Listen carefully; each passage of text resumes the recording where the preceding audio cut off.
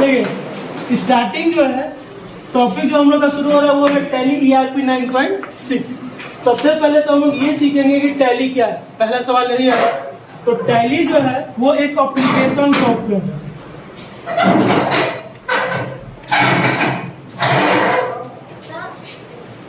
क्या समझिए आप, टैली जो है, टैली एक एप्लीकेशन सॉफ्टवेयर है।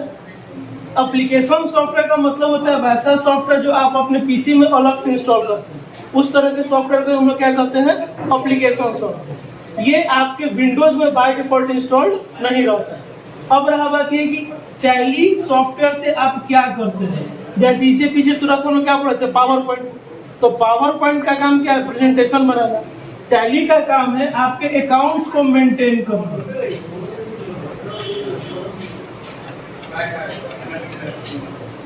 आपके कंप्यूटर के अंदर अकाउंट्स को मेंटेन करने के लिए जो सबसे बेहतर सॉफ्टवेयर है वो कौन सा है, टैली।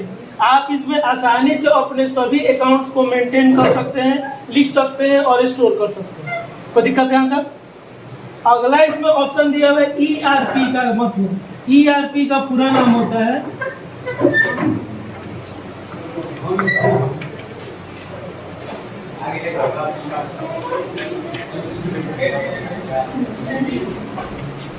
Enterprises resource plan.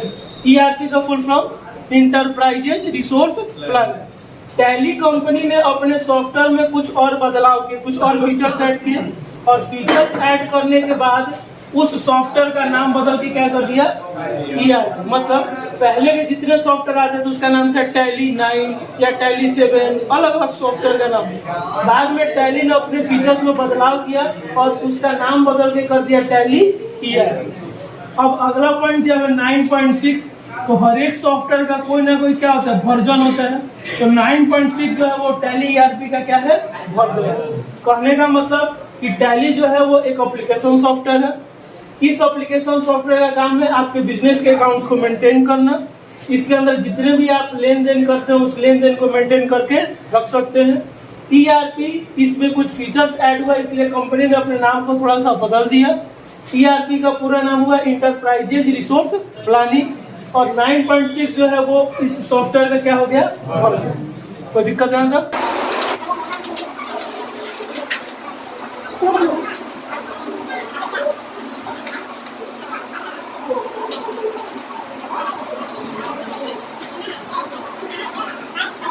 देखिए टैली के अंदर आपको 4 पॉइंट पढ़ने हैं, 4 टॉपिक पढ़ने हैं।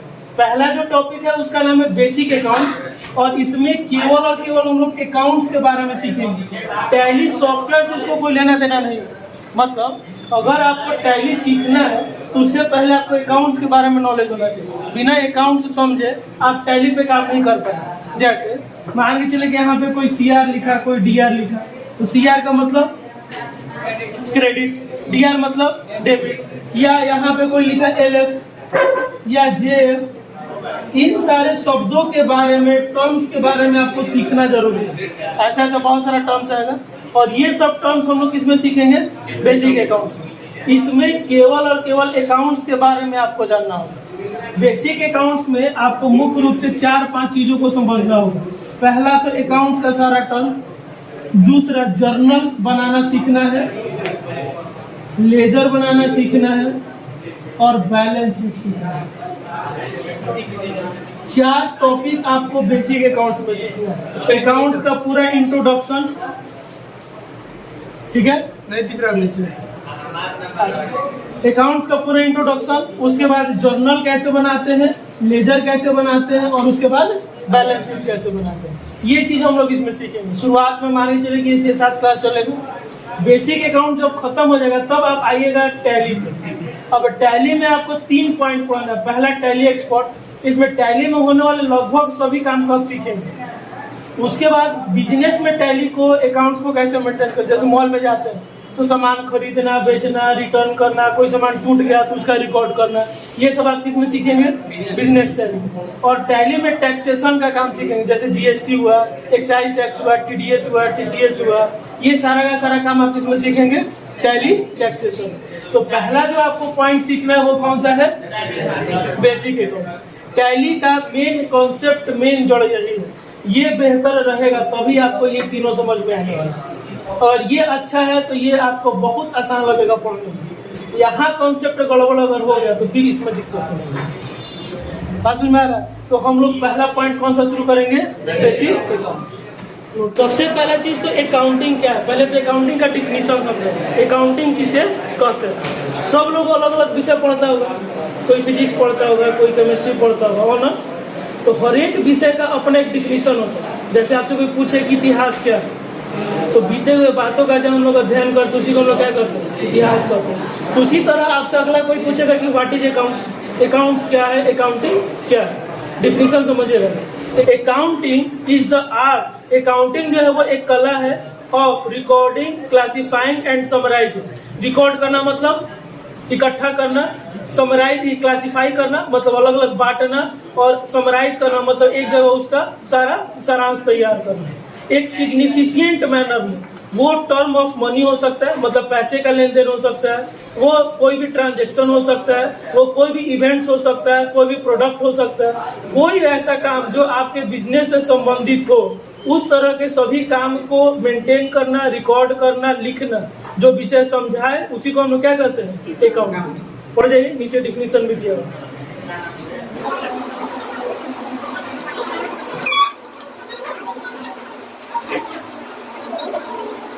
नेक्स्ट जो टर्म है वो है बिजनेस ट्रांजैक्शन। बिजनेस ट्रांजैक्शन किसे कहते हैं? ट्रांजैक्शन को हिंदी में कहा जाता है लेन देन। ट्रांजैक्शन मतलब लेन देन। वैसा कोई भी काम जिसमें पैसा एक व्यक्ति से दूसरे व्यक्ति के पास जाए, या एक हैंड से दूसरे हैंड में जाए, एक व्यक्ति से किसी कंपनी में जाए, उस तरह के किसी भी काम को बिजनेस ट्रांजैक्शन कहते हैं। सबसे अच्छा एग्जांपल, आप बैंक में पैसा जमा करते हैं, मैसेज आता है ट्रांजैक्शन सक्सेसफुल। एटीएम से पैसा निकालते हैं, ट्रांजैक्शन उस समय शब्द लिखता है। मोबाइल रिचार्ज करते हैं, उस समय भी ट्रांजैक्शन लिखता है। किसी को फोन पे, गूगल पे, पेटीएम करते हैं, वहां भी ट्रांजैक्शन लिखता है। आप मॉल में गए, कोई कपड़ा खरीदे, उसके बदले में उसको पैसा दिए, वो भी ट्रांजैक्शन है।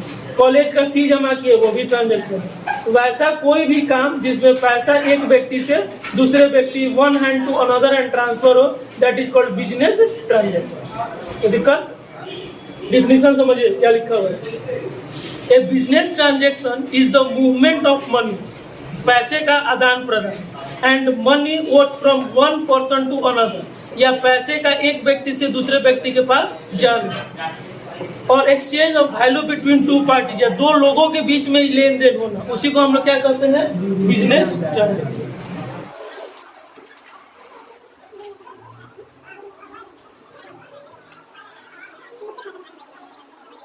IASC का फुल फॉर्म होता है इंटरनेशनल अकाउंटिंग स्टैंडर्ड कमिटी। ये एक ऐसा ऑर्गेनाइजेशन है जो अकाउंट से रिलेटेड सभी नियम कानून को बनाती है। जैसे एग्जाम्पल, क्रेडिट को सिंबल में CR ही लिखना है। आपका कोई भी बैंक हो, चाहे ग्रामीण हो, चाहे स्टेट बैंक हो, चाहे पंजाब नेशनल बैंक हो, जब भी आप पैसा जमा करिएगा तो सिंबल के रूप में हमेशा क्या लिख के देगा? CR।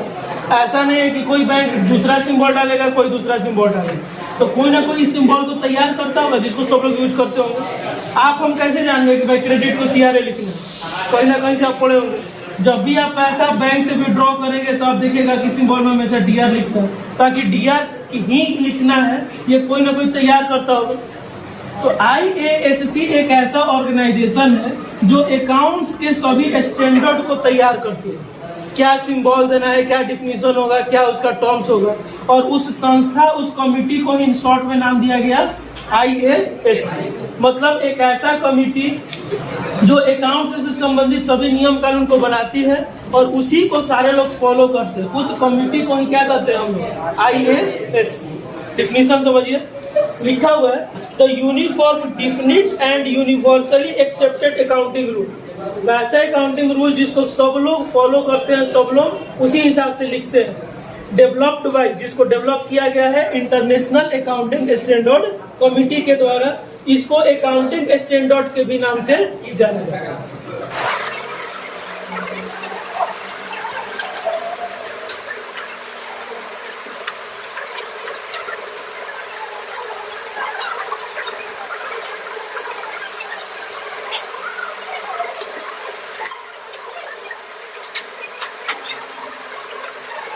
देखिए अगला टर्म है characteristics of an ideal system of accounting, मतलब अगर आप एक अकाउंट्स मेंटेन करने वाले पर्सन हैं या आप अपने बिजनेस में अकाउंट्स को मेंटेन करते हैं, तो आपके पास कौन कौन सा गुण होना चाहिए, आपके अकाउंट्स मेंटेन करने में कौन कौन सा गुण होना चाहिए।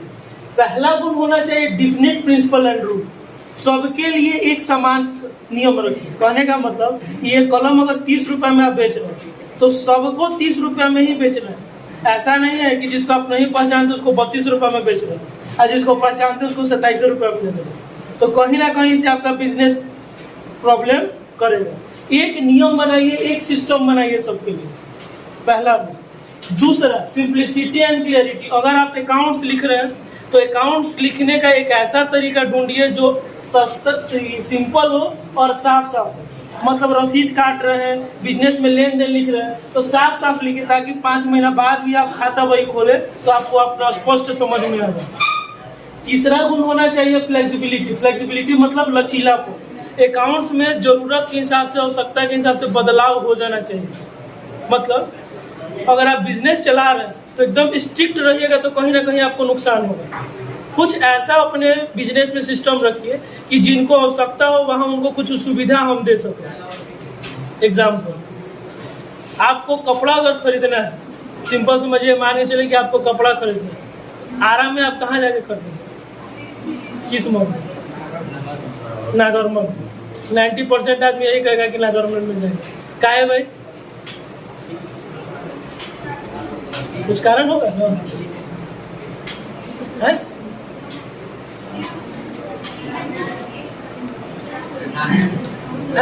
व्यवहार अच्छा है। व्यवहार का मतलब थोड़े व्यवहार नहीं अच्छा है, व्यवहार नहीं अच्छा, व्यवहार के चलते आप नहीं, व्यवहार के चलते आप जाते तब तो सबसे बढ़िया होता है चांदी में खरीदते। चांदी वाले के बाद उससे भी बढ़िया रिटर्न आपके घर का रिटर्न का गारंटी देता है। सबसे बड़ा चीज आपके दिमाग में क्या है जानते हैं? अगर सामान पसंद नहीं आएगा, रिफंड करने जाएंगे तो वहाँ पे कोई नोक झोंक नहीं होने वाला है। डायरेक्ट जाएंगे, रिप्लेस करके दूसरा लेके आएंगे बिना किसी सवाल के। आप दूसरे मॉल या चांदी से जाके खरीदिए, एक तो जल्दी लौटाएगा नहीं, और लौटाएगा भी तो उसमें पूरा का पूरा सिस्टम।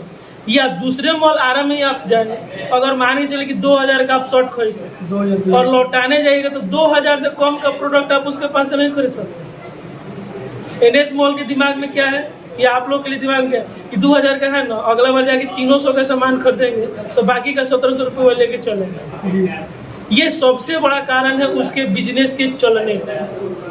कितने लोग रिटर्न करते हैं? आप हम अगर सामान खरीदने जाते हैं तो साल भर में हो सकता है कि 1-2 बार आप वापस करने जाते हैं, लेकिन 11 बार तो आप सामान खरीद के ला के रख ही लेते हैं। तो इस टर्म को अगला पकड़ लिया, और यही कारण है उसके मॉल के सबसे ज़्यादा चलते हैं। इसी को हम लोग क्या कहते हैं? फ्लेक्सिबिलिटी। ये कहीं ना कहीं आपको सुविधा देता है, तो ये आपके बिजनेस का बहुत बड़ा चीज। अगला एक्यूरेसी एंड कंप्लीटनेस। अकाउंट्स अगर आप लिख रहे हैं तो गलत नहीं लिखिए, पूरा लिखिए। एक्यूरेसी का मतलब कि सही होना चाहिए, और कंप्लीटनेस का मतलब पूरा होना चाहिए। सूटेबिलिटी, अकाउंट्स ऐसा हो जो आपके सिस्टम को सूट करे। कहने का मतलब अकाउंट्स बैंक में भी मेंटेन होता है, लेन देन करते तो बैंक वाले भी अकाउंट्स मेंटेन करते हैं आपके पासबुक पे। अकाउंट्स आप मॉल से सामान खरीदते हैं तब भी वहाँ मेंटेन होता है, यहाँ आप एडमिशन लिए तब भी अकाउंट्स मेंटेन हो रहा है। तीनों के अकाउंट्स लिखने का तरीका एक ही है। मॉल का पासबुक का मेरा लेजर एक ही तरीके से लिखा हुआ है। मेरे लेजर में मेरे हिसाब से सिस्टम बना हुआ है, बैंक अपने हिसाब से सिस्टम बना है, अब मॉल का सिस्टम अपने हिसाब से है। तीनों अकाउंट्स है, लेकिन तीनों अपने हिसाब से अपने सिस्टम से अकाउंट्स को मेंटेन किए। तो ऐसा अकाउंट्स बनाइए जो आपके सिस्टम को क्या करे, सूट करे। और क्विकनेस, इकोनॉमिकली। अकाउंट्स ऐसा होना चाहिए जो जल्दी लिखा जाए और सस्ता पड़े। सस्ता पड़े का मतलब क्या? कोई पैसा दिया, रसीद काट रहे हैं तो ऐसा नहीं कि 1 रुपया 2 रुपया उसके रसीद काटने में खर्च हो रहा है, 5 पैसा 7 पैसा में रसीद प्रिंट हो जाए। आप फोन में देखिएगा छोटा सा रसीद प्रिंट होता है, अब बहुत बढ़िया प्रिंटर नहीं रहता, नॉर्मल प्रिंटर है, कम खर्च हो रहा है। तो वैसा सिस्टम जो फिटनेस हो और इकोनॉमी, तो ये 6 गुण होना चाहिए एक बेहतर अकाउंटिंग सिस्टम। कोई दिक्कत? आपके बिजनेस में जो भी लेन देन हो रहा है उसको नोट कर रहे हैं, तो उस अकाउंटिंग इंफॉर्मेशन से आपके बिजनेस में क्या क्या फायदा होगा। सबसे पहला चीज, आप यहाँ पे पैसा देते हैं और आपको रसीद नहीं मिले तो क्या होगा? राजा कहेगा कि हम तो 5,000 रुपये दे दिल रहे हैं, आज 1,600 रुपये दिए, डायरी मेंटेन नहीं हो तो मतलब एक एग्जाम्पल बता रहे हैं। या हो सकता है कि कोई 5,000 दे दो, हमको याद रहे कि ना वो तो 2,500 दे दिए। बात समझ में आ रहा है? अगर आप अकाउंट्स मेंटेन किए हैं तो आपको आपका हिसाब याद रखने का टेंशन नहीं है। खाता वही खोलिए, उसमें आपको आपका डिटेल्स मिल जाएगा। पहला चीज यही दिया हुआ है, मेजरमेंट ऑफ बिजनेस परफॉर्मेंस। इसका मतलब ये हुआ कि आपको अपने बिजनेस की स्थिति का मालूम रहेगा, इस महीना में कितना रुपया हमें फायदा हुआ, इस महीना में कितना रुपया लॉस हुआ, एक बैच से कितना रुपया हमें मिल रहा है, कौन सा सामान बेच रहे हैं तो ज्यादा प्रॉफिट हो रहा है। इस चीज का डिटेल्स आप तभी ले पाएंगे जब आपको आपका हिसाब किताब मेंटेन रहेगा तब। दूसरा, हेल्पफुल इन बिजनेस डिसीजन।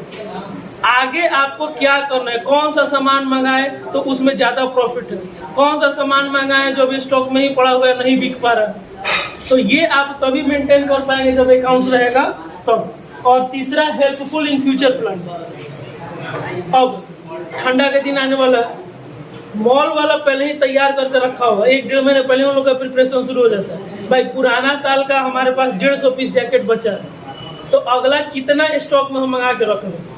ऐसा नहीं कि जब ठंडा शुरू होगा तब वो ऑर्डर देगा तब सामान आएगा। छोटे दुकानदार के साथ यही सबसे बड़ा प्रॉब्लम होता है। असल में मौसम जब आ जाएगा तब वो जाएगा, खरीद के लाएगा, तब आपको देगा, तब तक पता चलेगा कि ग्राहक कहीं और से खरीद लिया। तो अगर आप अकाउंट्स मेंटेन किए हुए तो आप पहले ही से अपना फ्यूचर प्लानिंग कर सकते हैं, कौन सा प्रोडक्ट मंगा के हमको पहले ही से बिजनेस में रखना है। तो अगर आप अकाउंट्स मेंटेन किए तो 3 फायदा आपका है। पहला फायदा, बिजनेस परफॉर्मेंस को आप जान पाएंगे। दूसरा फायदा, डिसीजन सही आप ले पाएंगे। और तीसरा फायदा, फ्यूचर का प्लानिंग पहले ही से करके तैयार। ओके, भाई निम्नलिखित अकाउंटिंग के एडवांटेज है, मतलब अकाउंट से आपको क्या क्या फायदा होने वाला है। पहला फायदा है, अकाउंटिंग से आप ये समझ सकते हैं कि एक खास समय में 3 महीने, 6 महीने, साल, 2 साल में कितना प्रॉफिट हुआ है और कितना लॉस हुआ है, पहला फायदा। दूसरा फायदा, आप बिजनेस के फाइनेंशियल पोजीशन को समझ सकते हैं। फाइनेंशियल पोजीशन में 3 चीज़ों का आपको जानकारी होगा। पहला, आपके बिजनेस में कितना संपत्ति है, कितने रुपए का संपत्ति आपके बिजनेस में अवेलेबल है। दूसरा, कितना आपके पास ऋण है, ऋण का मतलब कि कितने लोगों से आपने उधार लिया है जिसको आपको क्या करना है, लौटाना है। और तीसरा, कितना आपके पास कैपिटल है, कैपिटल को हिंदी में कहते हैं पूंजी। कैपिटल मतलब पूंजी, कहने का मतलब कि कितने रुपए का स्टॉक आपके पास अवेलेबल है। तो स्टॉक को ही हम लोग दूसरे भाषा में क्या कर सकते हैं, कैपिटल। या पूरा का पूरा बिजनेस का जितना पैसा वगैरह है, किसी को आप उधार दिए हैं तो वो भी आपका कैपिटल है, आपके पास पैसा है वो भी आपका कैपिटल है, बैंक में रुपया कुछ जमा है वो भी आपका कैपिटल है। तो ये पूरा का पूरा जानकारी आप अकाउंट्स के अंदर ले सकते हैं। तो तीनों चीज़ों को एक और बात आता है, आप अकाउंट्स मेंटेन किए हैं तो ये भी समझ सकते हैं कि फ़ायदा किस कारण से हुआ है और नुकसान किस कारण से। ठीक, अब सबसे शुरू से समझ लीजिए एक बार फिर से, अकाउंट्स क्या है। अकाउंट्स एक ऐसा आर्ट है, एक ऐसा कला है जो आपको आपके बिजनेस के सभी लेन देन को, पैसे को, सामान को किस प्रकार से मेंटेन करना है ये आपको समझाता है, पहला टर्म। दूसरा, बिजनेस ट्रांजैक्शन क्या है। बिजनेस ट्रांजैक्शन का मतलब लेन देन, ऐसा कोई भी काम जिसमें एक व्यक्ति से दूसरे व्यक्ति के पास, एक कंपनी से दूसरे कंपनी के पास पैसे का आदान प्रदान हो, उस तरह के किसी भी काम को क्या कहते हैं, बिजनेस ट्रांजैक्शन। तीसरा टर्म है IASC, फुल फॉर्म होता है इंटरनेशनल अकाउंटिंग स्टैंडर्ड कमेटी। ये एक ऐसा ऑर्गेनाइजेशन है जो अकाउंट्स के स्टैंडर्ड को बनाती है। स्टैंडर्ड का मतलब रूल, रेगुलेशन, सिम्बल्स, परिभाषा, ये सारा कुछ तैयार करके देता है। चौथा टर्म, एक अच्छे अकाउंटिंग सिस्टम का क्या क्या गुण होना चाहिए। तो अच्छे अकाउंटिंग सिस्टम में पहला गुण ये होना चाहिए, सबके लिए एक समान नियम बना के रखिए। दूसरा गुण होना चाहिए, जो भी आप डाटा लिख रहे हैं वो साफ साफ और स्पष्ट लिखिए। तीसरा गुण होना चाहिए फ्लेक्सिबिलिटी, बदलाव संभव हो। चौथा गुण, सही लिखिए और पूरा पूरा लिखिए। पांचवा, अकाउंट्स अपने बिजनेस के अनुसार लिखिए। और छठा, अकाउंट्स ऐसा होना चाहिए जो तेजी से लिखने लायक हो और सस्ता हो। अगला टर्म है अकाउंटिंग का क्या क्या फायदा है। तो मुख्य रूप से अकाउंटिंग का 3 फायदा है। पहला, आप बिजनेस की स्थिति को समझ सकते हैं। दूसरा, आप सही निर्णय ले सकते हैं आगे। और तीसरा, फ्यूचर प्लानिंग पहले से तैयार करके रख सकते हैं। ठीक, इस दुनिया में इन्वर्स में जितने भी चीज़ें मौजूद हैं उन सभी को हम लोग अकाउंट्स में बांट सकते हैं। सबको अकाउंट्स के अंदर अलग अलग पार्ट में बांट सकते हैं। मुख्य रूप से अकाउंट्स को दो कैटेगरी में बांटा गया है, एक होता है पर्सनल और एक होता है इम्पर्सनल। बहुत आसान है, तरीका समझिए। इसमें बता रहे थे कि जितने भी दुनिया में चीज़ें मौजूद हैं उनको हम लोग अकाउंट्स के अंदर मेंटेन करके रख सकते हैं। पर्सनल अकाउंट का मतलब वैसे सभी लिविंग थिंग जो आपके बिजनेस से संबंध रख रहे हो उन सभी लिविंग थिंग को, जीवित वस्तुओं को हम लोग किस में डालेंगे? पर्सनल अकाउंट में। जैसे कोई व्यक्ति, कोई नाम, कोई ऑर्गेनाइजेशन। अब यहाँ पे एक दिक्कत होगा, SBI को पर्सनल अकाउंट कैसे करें? ठीक, जैसे बैंक पर्सनल अकाउंट कैसे है? बैंक तो सांस ले नहीं रहा, तो बैंक को पर्सनल अकाउंट कैसे करें? मान के चले कि आपका SBI का चांदी का यहाँ का ब्रांच है, तो SBI चांदी ब्रांच आप किसको कहते हैं? उस बिल्डिंग को कहते हैं? नहीं। या उसके कंप्यूटर को कहते हैं? नहीं। उस ऑर्गेनाइजेशन के उन सभी लोगों के समूह को बैंक कहा जाता है जो वहाँ पे बैठ के लेन देन का काम कर रहे हैं। कल को वहाँ से उठ के वो दूसरे बिल्डिंग में शिफ्ट हो जाएंगे, फिर भी क्या उसको चांदिया ब्रांच कहेगा पहले वाले को? तब वो आम एक बिल्डिंग हो जाएगा। तो वैसे लोगों का समूह जो बैंक से रिलेटेड काम कर रहा है उसको आप SBI कहेंगे। बात समझ में आ रहा है? कॉलेज का मतलब क्या? केवल बेंच कुर्सी को कॉलेज नहीं कह सकते, बेंच कुर्सी तो बहुत जगह है। कॉलेज का मतलब वैसे लोगों का समूह जो वहाँ पढ़ने जाते हैं और पढ़ाने जाते हैं, उस नाम को हम लोग क्या कहते हैं? कॉलेज। तो जो नाम होगा हाई स्कूल, तो उसको हम लोग किस में डालेंगे? पर्सनल। हाई स्कूल के बिल्डिंग को इम्पर्सनल में डालेंगे, कॉलेज के बेंच कुर्सी को इम्पर्सनल में डालेंगे, किसी इंस्टीट्यूट के कंप्यूटर को इम्पर्सनल में डालेंगे, लेकिन उस इंस्टीट्यूट को किस में डालेंगे? पर्सनल। समझ में आ रहा है? और एक ऑर्गेनाइजेशन जो होगा वो किस में जाएगा? पर्सनल। और जितने भी नॉन लिविंग थिंग्स हैं जिनको ना आप देख सकते, सॉरी, जितने भी नॉन लिविंग थिंग्स हैं उनको हम लोग किस में डालेंगे? इम्पर्सनल, मतलब निर्जीव। जैसे रुपया पैसा हुआ, बिल्डिंग हुआ, फर्नीचर हुआ, कैश हुआ, ये बिल्डिंग हुआ, रेंट हुआ, फैन हुआ, कॉपी किताब हुआ, इन सब का किस में डालिएगा? इम्पर्सनल। सिंपल सा मतलब समझिए, जितना भी लिविंग थिंग्स है वो पर्सनल और जितना भी नॉन लिविंग थिंग्स है वो इम्पर्सनल। अब इसमें और भी अलग अलग टर्म्स है, तो उसको नेक्स्ट क्लास में दिखाएंगे।